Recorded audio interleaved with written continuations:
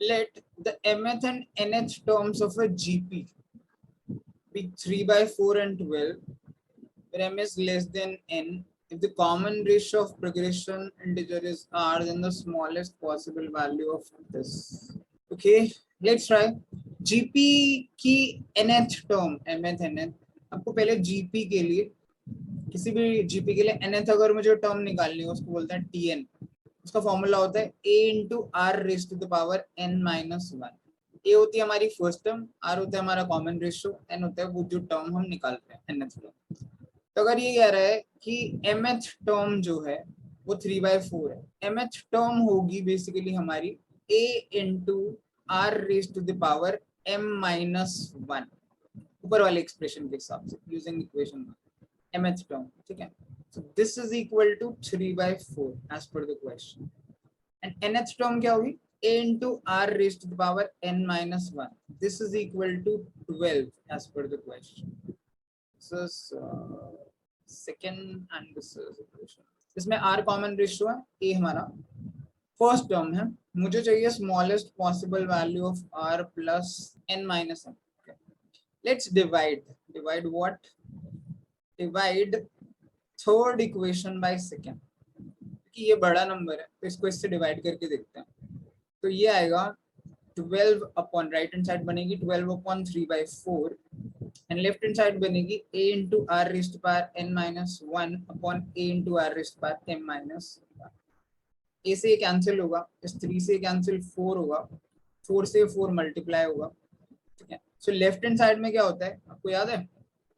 अगर base same हो और नंबर्स डिवाइड हो रहे हो, x की पावर a अपॉन x की पावर b, तो क्या होता है? पावर सब्ट्रैक्ट होती है. वी कैन राइट x की power a minus b. Similarly left hand side को हम लिखेंगे r raised to the power n minus 1 तो ऊपर ही था, minus m minus 1, using this concept जो मैंने अभी राइट हैंड साइड में एक्सप्लेन किया. This is equal to, right hand side में 4 into 4 क्या बना? 16. तो लेफ्ट हैंड साइड बना r की power n minus 1 minus 1 minus m sorry plus 1 is equal to 16. 1 से 1 कट गया, r की power n minus m is equal to 16. That is what we have got. Okay fine, so we have done this almost. Now अब क्या है, हमको smallest possible value चाहिए r plus n minus m की. अब देखिए इसको हम इस तरीके से रिप्रेजेंट करेंगे. And it is very important to know कि r is an integer. r integer है, n भी integer है, m भी integer ही है, सारी ये integer values हैं. ठीक है, ये बहुत अच्छी चीज है. तो r की पावर n माइनस m जो है वो 16 होगा और मिनिमम वैल्यू पॉसिबल है. अब 16 कैसे कैसे बनता है? अब इसमें क्या है, यहाँ पे कुछ लोगों को कंफ्यूजन हो सकता है. कैसे? उनको लगेगा 16 2 की पावर 4 होता है. 16 कई तरीके से होता है, 2 की पावर 4 भी होता है, 4 की पावर 2 भी होता है, माइनस 2 की पावर 4 भी होता है एंड माइनस 4 की पावर 2 भी होता है.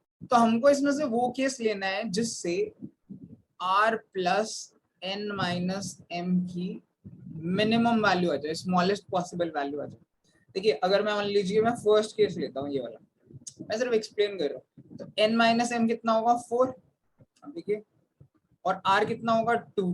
तो n minus m plus r, n minus m plus r will be 6.